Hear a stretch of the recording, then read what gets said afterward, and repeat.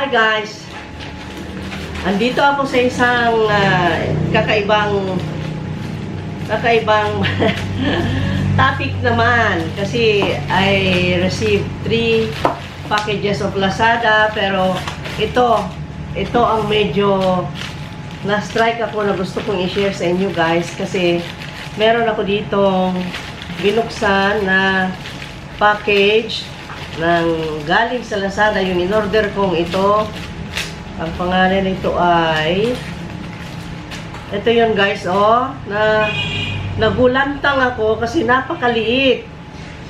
Yun na nga, kasi hindi ko naman tinignan kung ilan ang weight, kung gaano kalaki, pero ang imagination ko, because this is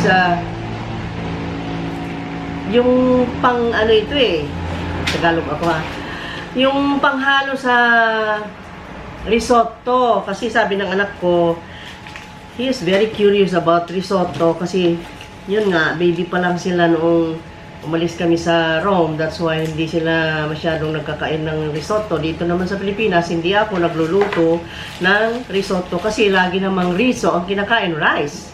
Riso is rice. Riso in Italian and rice in English.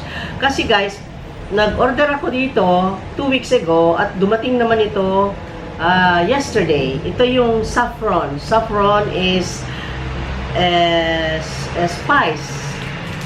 Like this. Buksan ko guys ha. Ayan. Bubuksan ko. Ito yung inihahalo sa risotto guys. Ayan. Pero ang pagkakaalam ko, ito rin yung ginagamit sa mga lugaw, di ba? Marami ito sa Manila, sa may mga palengke doon, titinda sila sa farmers, meron yata itong ganito. Yung bulaklak ng saffron ito yung amoy niya ayan pang risotto. Pero ang sa akin lang, isinare ko ito kasi ang akala ko marami. Yan pala ewan, pwede siguro magamit ko doon ng 3 times siguro naman. O 2 times lang, ang liit-liit ko, konti. At ang bayad nito guys, nako, I will show you. Sa bagay, ang saffron mahal talaga yan, kasi yan ay flavor ng risotto. Alam niyo naman ang risotto, Italian cooking is mamahalin, di ba? Pag kumain ka sa mga Italian restaurant, medyo pricey siya. That is why. Ito yun, 450 ang price nito.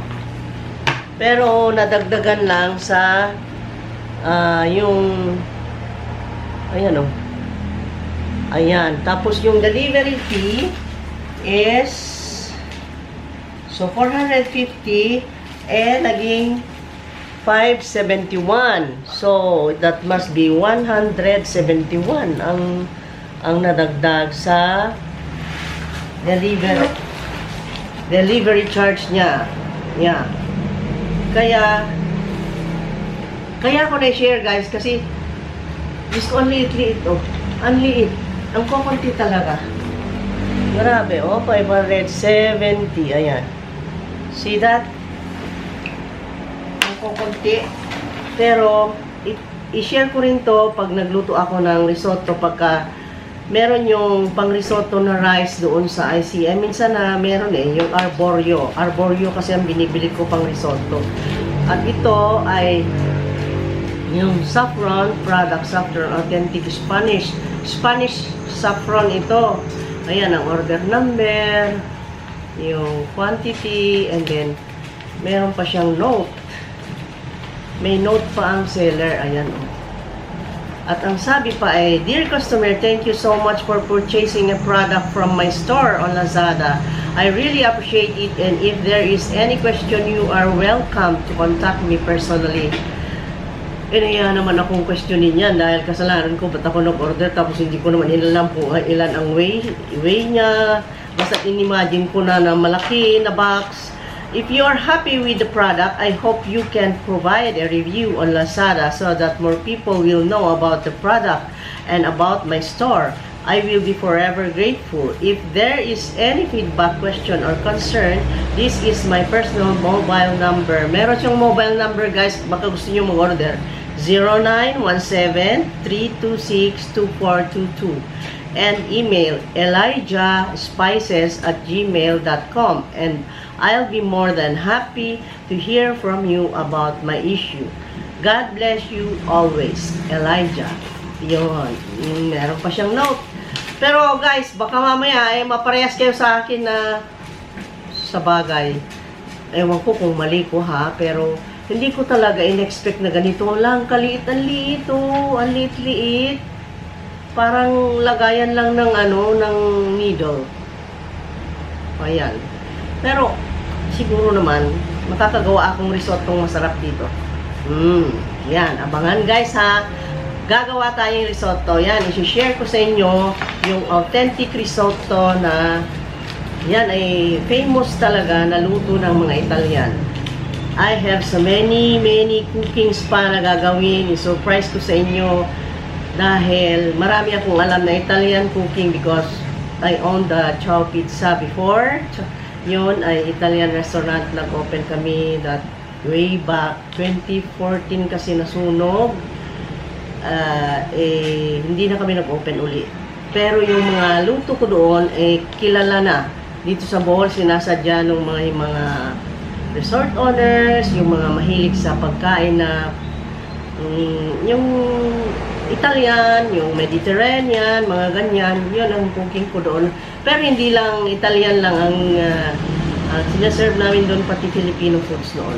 Pero wala na.